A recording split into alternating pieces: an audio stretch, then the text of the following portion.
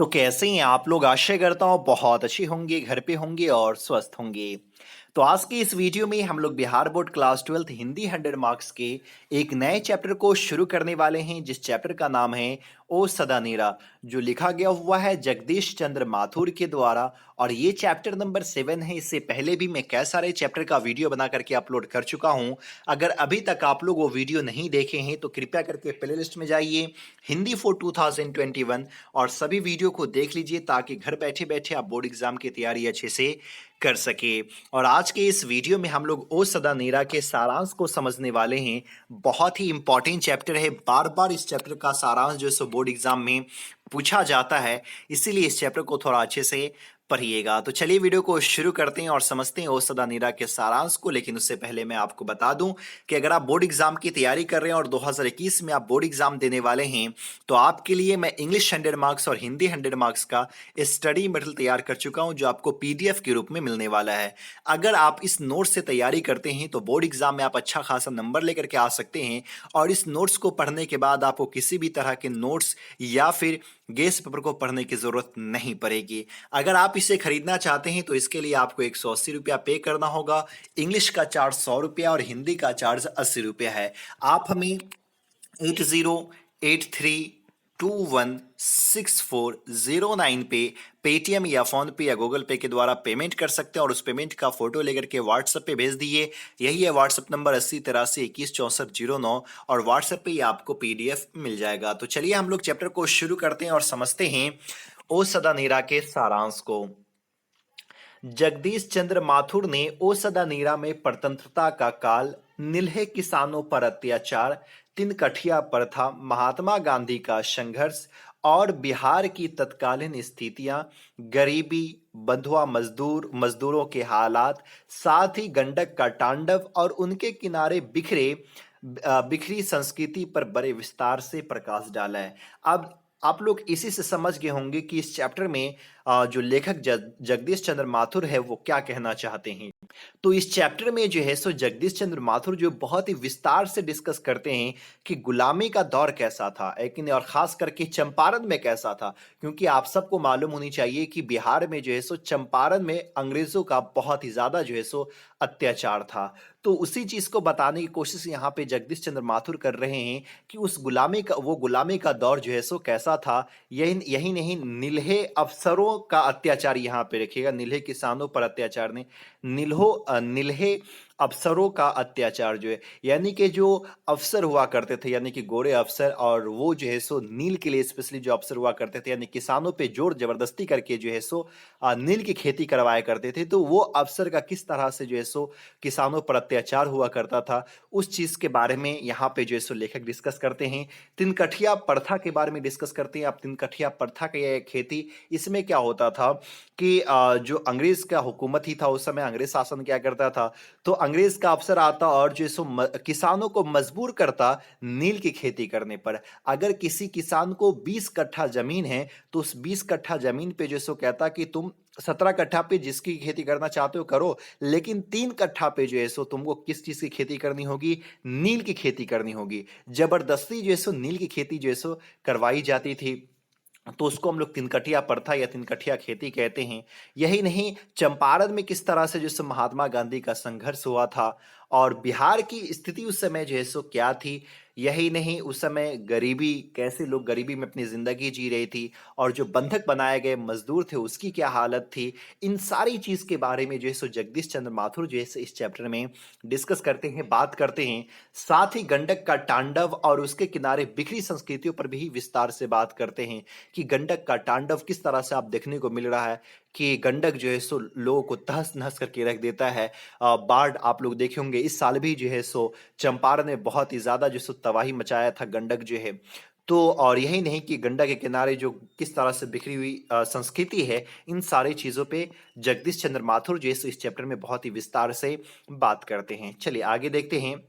मानव मन की क्रूरता ने इसकी सुषमा का भरपूर शोषण किया है। अब यहाँ पे क्या कहते हैं लेखक जो है कि मानव के मन की क्रूरता जो है कि नहीं, वो क्रूरता की वजह से जो चंपारण जो प्राकृतिक सुंदरता देखने को मिलती है, शायद उसका बहुत ज़्यादा वो शोषण किया है और इस सुंदरता को जो है लोग खत्म करते हुए जा रहे हैं।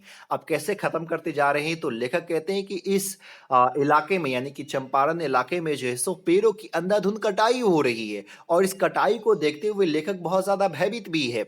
और इसी पेड़ की कटाई की वजह से जो है, जो चंपारण में खूबसूरती देखने को मिलती थी, वो खूबसूरती जो है सो वो सुंदरता जो है सो अब खत्म हो रही है। वन नंगे हो गए हैं, जंगल जो है सो अब नंगे हो चुके हैं। जंगल क्यों नंगे हो चुके हैं? क्योंकि पेड़ की जो है सो कटाई जो है सो अब पूरी तरह से पेड़ की कटाई हो चुकी है, पेड़ जो है सो पूरी तरह से खत्म हो चुका है। इसलिए अब जंगल जो है सो वो नंगा जो है सो दिख रहा है। विकास की दौड़ एवं भूमि के अपहरण यानी कि भवन निर्माण तथा ट्रैक्टरों की जुताई द्वारा सलीला नदियों को श्रीहीन कर दिया गया है। अब यहाँ पे क्या कहते हैं, कह रहे कवि कि विकास का दौर, अब तो विकास का दौर आ चुका है और विकास के दौर में लोगों को जो है सो नई नई चीजें चाहिए। तो कह रहे इस विकास के दौर में लोग जो है सो भूमि को हथियाना शुरू कर चुके हैं, जमीन को हथियाना शुरू कर चुके हैं और उसके बाद उस पे जो है सो वो घर बना रहे हैं। यही नहीं, ट्रैक्टर से जो है सो जंगलों की अब खुदाई कर रहे हैं, जुताई कर रहे हैं, यानी कि वहां पे अनाज उपजा रहे हैं। और इन सारी चीजों की वजह से जो है, जो नदी में जो है सो जल देखने को मिलता था, जल से भरा हुआ रहता था, अब वहां पे जल देखने को नहीं मिल रहा है। और जब जल देखने को नहीं मिल रहा तो उस नदी की जो खूबसूरती थी, जो सुंदरता थी, उस सुंदरता से उसको वंचित कर दिया गया है, उससे सुंदरता जो है सो छीन ली गई है। और ये छीना कौन है? हम मानव ने छीना है, जो अभी चंपारण में जो है सो लोग रह रहे हैं। पूरे चंपारण की सुंदरता को जो है सो खत्म कर दिया गया है। चंपारण की पवन भूमि कभी गौतम बुद्ध की कर्म स्थली और भगवान वर्धमान महावीर की जन्म स्थली रही है। यही नहीं, यहाँ पे लेखक कहते हैं कि जो चंपारण है, वो चंपारण कभी गौतम बुद्ध की कर्म स्थली रही है, यानी कि गौतम बुद्ध जो है सो अपना कर्म यहीं पे जो है सो किया करते थे, इसी स्थान पे क्या करते थे। भगवान वर्धमान महावीर जो थे, तो उनका जन्म भी इसी स्थान पे हुआ था, चंपारण में ही हुआ था। कालांतर में बाहर से अनेक आक्रमणकारी तथा अन्य प्रदेशों से अनेक जातियां आई और बस गई। विभिन्न संस्कृतियों का यह संगम स्थल भी है। यहाँ पे आगे लेखक कहते हैं कि जो गौतम बुद्ध और उसके बाद महावीर भगवान, फिर जो है सो बाद में इनके बाद जो है बाहर से बहुत सारे आक्रमणकारी चंपारण में जो सो आया और आने के बाद जो सो वहाँ पे बस गए। सिर्फ आक्रमणकारी ही नहीं आए, बल्कि जो है सो अलग अलग प्रदेशों से अलग अलग जातियां भी आई और यहाँ पे जो है सो बस गई। और इसी की वजह से जो है सो ये चंपारण जो है सो विभिन्न संस्कृतियों का संगम स्थल भी जो है सो माना जाता है। आगे लेखक कहते हैं, नील्हे गोरे साहब द्वारा शोषण का यह गवाह भी है। और किस तरह से जो गोरे अफसर जो है, यानी कि अंग्रेज जो है, वो लोगों का अत्याचार करता था, लोगों का शोषण करता था, उसका भी जो है सो चंपारण जो है सो गवाह है। महात्मा गांधी के पवन चरण यहाँ पड़े थे और यही नहीं, महात्मा गांधी जो है सो उस जगह पे चंपारण पे जो है, और माना यह जाता है कि महात्मा गांधी भी अपना भारत में जो है सो आंदोलन जो शुरू करते हैं, वो चंपारण से ही शुरू करते हैं। तो चंपारण में वो आए और लोगों से जो सब बातचीत किए, तो इनके बारे में बहुत विस्तार से डिस्कस करते करते हैं चैप्टर में, लेकिन यहाँ पे सारांश है तो मैं थोड़ा शॉर्टकट में ही जो है सो बात कर रहा हूँ। अनेक बौद्ध एवं जैन तीर्थ स्थल, स्तूपों एवं स्मारकों, स्तंभों से चंपारण का चप्पा चप्पा भरा हुआ है। और बात बिल्कुल सही है, अगर चंपारण आप विजिट करने के लिए जाएंगे तो आपको पता चलेगा कि बौद्ध हो या जैन हो, यहाँ पे इन सबको जो है सब इन सब का जो है सब बहुत ज़्यादा तीर्थ स्थल जो है सो देखने को मिलता है। स्तूप, स्मारकों, लेकिन स्तंभों, इन सबसे पूरा चंपारण जो है सो भरा हुआ है। पतित पवनीय गंडक नदी चंपारण की भूमि को अपने स्पर्श से पवित्र करती है। यही नहीं, यहाँ पे कवि कहते हैं कि जो गंडक नदी है, तो गंडक नदी चंपारण की भूमि को अपने स्पर्श से क्या करती है? पवित्र करती है। आगे जो है सो लेखक क्या कहते हैं, हिमालय की तराई, लेकिन अब हिमालय की तराई यहाँ पे जो जगह का बात किया गया हुआ है, जो पुराणों में मिला हुआ है, पौराणिक स्थल में लोटन के निकट है कि नहीं, तो लोटन के निकट यानी कि ये हिमालय की तराई यहाँ पे जो डिस्कस हो रहा बात से चलकर सोनपुर के हरिहर क्षेत्र तक गंडक के किनारे पर अनेक तीर्थों के अवशेष एवं समाधि बिखरी पड़ी है। यहाँ पे जो है सो लेखक क्या कहते हैं कि जो हिमालय की तराई है, हिमालय की तराई से लेकर के सोनपुर के हरिहर क्षेत्र तक गंडक के किनारे जो है सो अनेक तीर्थ स्थल जो है सो मिले हैं, यानी कि अनेक जो है सो धार्मिक स्थल जो है सो मिले हैं, उसके अवशेष जो है या समाधि बिखरी हुई जो है सो मिली है, यानी कि इतने दूर में जो आप इसी से कल्पना कर सकते हैं कि पहले ही जो है सो चंपारण जो है सो कैसी जगह हुआ करती थी। आगे कवि कहते हैं किंवदंती यह है कि भौसा भैंसा लोटन के निकट ही गंडक नदी के तट पर गज हाथी है ना, गज हम लोग हाथी को कहते हैं, तथा ग्रह यानी कि घड़ियाल पर पौराणिक युद्ध हुआ जो सोनपुर के निकट गंडक गंगा के संगम पर हरिहर क्षेत्र में समाप्त हो गया। यही नहीं, यहाँ पे जो है सो जो परंपराओं में मिलता है, वो परंपराओं में ये मिलता है कि इसी जगह पे, लेकिन इसी जगह पे जो यानी कि भैंसा लोटन के निकट ही जो है, भैंसा लोटन के निकट ही जो है सो गंडक के नदी के तट पर ही जो है सो हाथी और किसमें लड़ाई हुआ था, घड़ियाल में जो है सो युद्ध हुआ था, जो सोनपुर के निकट गंडक गंगा के संगम पर जो है सो हरिहर क्षेत्र में क्या हो गया था, समाप्त हो गया था। तो इन सारी चीज पे बहुत विस्तार से महात्मा गांधी जो ये जगदीश चंद्र माथुर जी से बात करते हैं।